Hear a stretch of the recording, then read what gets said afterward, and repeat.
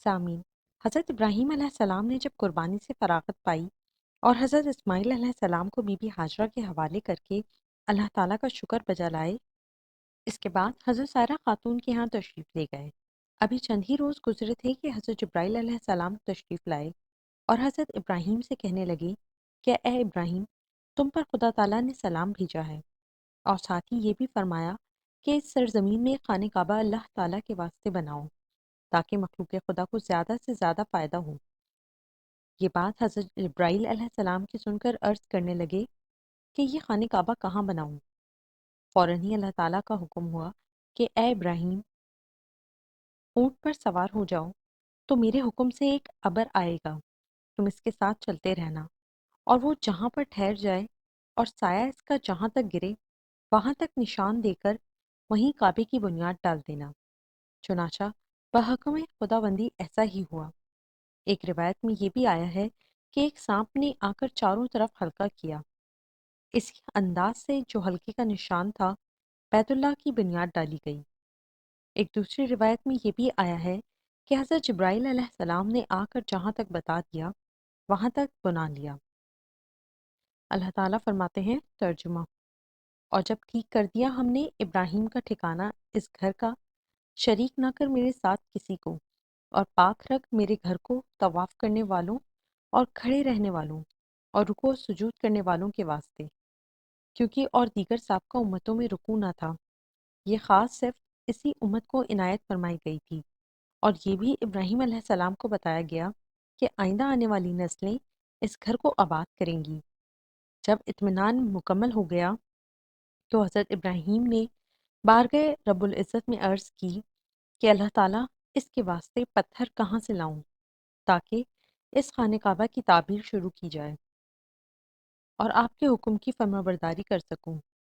अल्लाह ताला की जानिब से हुक्म हुआ, ए इब्राहीम, जिस पत्थर की तुमको ज़रूरत महसूस हो रही है वो पत्थर तुमको 5 पहाड़ों पर मिल सकेंगे, यानी कोहे लबनान और हिरा, अबू कबीस और कोहे सफ़ा व मरवा। इन पांचों पहाड़ों से हज़रत जिब्राईल अलैहिस्सलाम पत्थर लाते थे और हज़रत इब्राहीम अलैहिस्सलाम खाने काबा बनाते जाते। इसके तामीरी कामों में हज़रत इस्माईल अलैहिस्सलाम भी अपने वालिद की मदद करते थे। अल्लाह ताला का हुक्म हुआ कि ए इब्राहीम, सबसे पहले पत्थर मस्जिद की मेहराब में रखो। चुनाचा आपने फरमाने इलाही पर पहला पत्थर इसी जगह रखा जहाँ हुक्म रब्बानी था, यानी मेहराब मस्जिद में नस्ब किया।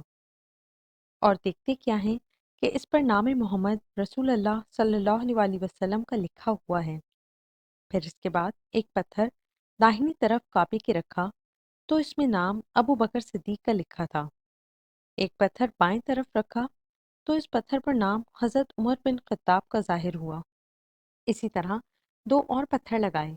इन दोनों पत्थरों पर हज़रत उस्मान गनी और हज़रत अली करमुल्लाह वजह के नाम जाहिर हुए।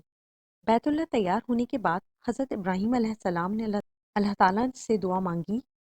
तर्जुमा, और जब उठाने लगे इब्राहीम और इस्माईल बुनियादें इस घर की, तब कहने लगे, ए रब, कबूल कर, तू ही असल सुनने वाला और जानने वाला है। और कहा, जैसा कि अल्लाह ताला ने फरमाया। तर्जुमा, और जब कहा इब्राहीम ने, ए रब, के इस शहर को अमन व अमान वाला और रोज़ी दे कि इसके लोगों को मेवों से जो कोई इनमें से यकीन लाए अल्लाह ताला पर और पिछले दिन पर जो आने वाला है, यकीनन। फिर फरमाया अल्लाह ताला ने।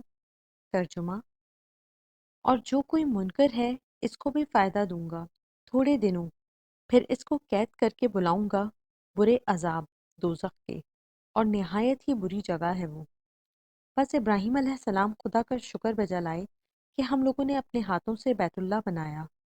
बाद जिब्राईल अलैहिस्सलाम ने आकर फरमाया, ए इब्राहीम, अल्लाह ताला ने तुमको सलाम कहा है और फरमाया है कि तुम लोगों ने बड़ी मेहनत से ये घर खुदा का बनाया। हमारे नज़दीक इस मेहनत की बहुत ही ज़्यादा कदर और मंजिलत है।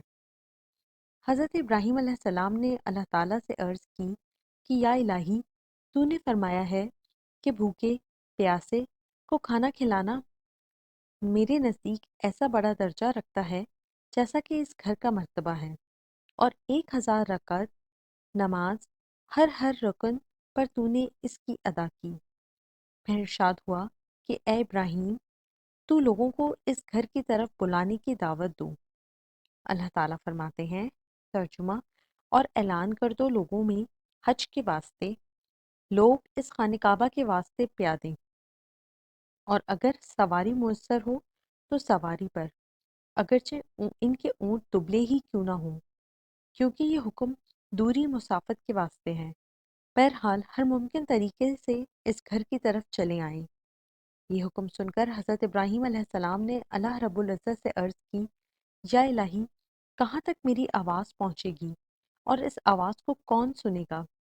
حکم ہوا کہ تم بلند آواز سے پکار دو، میں تیری آواز کو تمام مخلوقات کے کانوں میں، یہاں تک کہ جو روحیں باپ کے سلب میں اور ماؤں کے رحم میں ہیں، سب کو سنوا دوں گا۔